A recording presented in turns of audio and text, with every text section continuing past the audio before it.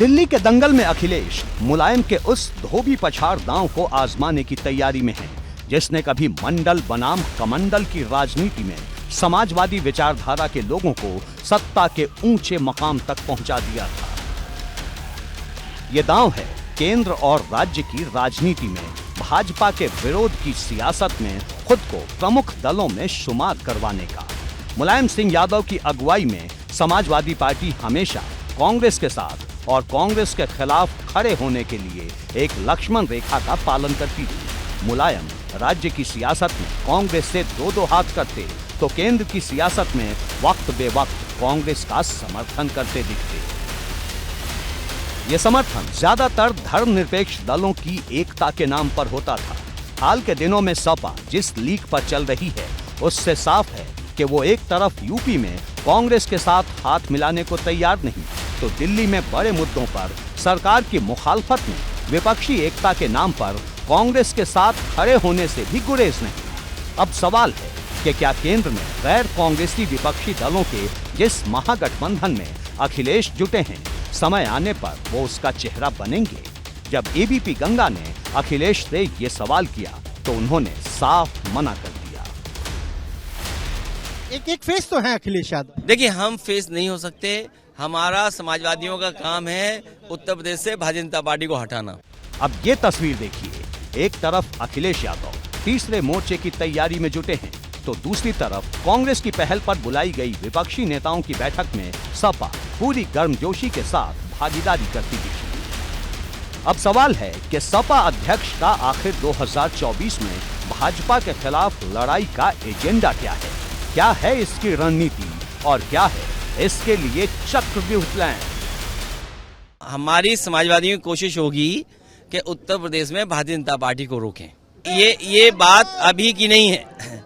ये बीजेपी को बताना चाहिए कि उन्होंने उत्तर प्रदेश और देश को आगे ले जाने के लिए क्या किया है। अखिलेश अपनी रणनीति को लेकर साफ इशारा कर रहे हैं कि वो डबल इंजन सरकार के हर वादे का भाजपा से हिसाब मांगेंगे, जबकि भाजपा कह रही है कि जनता की नजरों में अब अखिलेश को लेकर कोई उम्मीद नहीं दिखती। जिस तरीके से 2024 की बीजेपी तैयारी करी, समाजवादी पार्टी भी तैयारी करी, अब हर बूथ पर यूथ को जोड़ेंगे। अब ये उनका काम है, लेकिन भारतीय जनता पार्टी तो मतलब विश्व की सबसे बड़ी पार्टी है और आदरणीय प्रधानमंत्री जी की गरीब कल्याण योजनाएं जन जन तक पहुंची हैं। बीजेपी ही जीतेगी। उधर अखिलेश कह रहे हैं कि भाजपा से एक नहीं बल्कि 17 बजट का हिसाब मांगेंगे। केंद्र और राज्य दोनों सरकारों के काम पर आर पार के सवाल होंगे। भाजपा इस पर भी पलटवार करने से नहीं चूकी।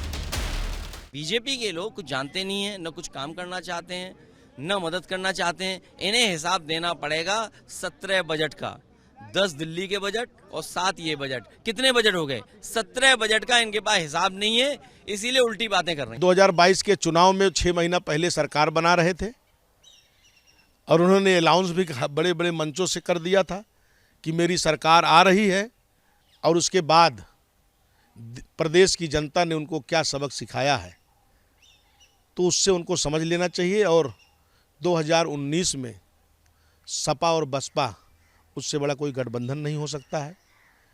और उसमें जो भारतीय जनता पार्टी की जो विजय हासिल हुई है, तो प्रदेश की जनता विकास चाहती है।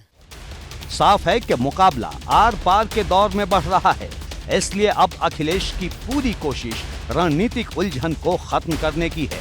वे केंद्र और राज्य दोनों की सियासत में संतुलन साध रहे हैं, इसलिए भाजपा पर तीखा हमला बोलते हुए कांग्रेस को निशाने पर भी लेते हैं, लेकिन बड़े मुद्दों पर उसे सहयोग भी देते हैं। मुलायम सिंह यादव ने अपनी सियासी रणनीति में केंद्र और राज्य की सियासत के लिए अलग अलग लीग तय कर रखी थी, जिससे विरोधियों को उलझाया जा सके। अब उसी धोबी पछाड़ दांव का इस्तेमाल अखिलेश यादव कर रहे हैं।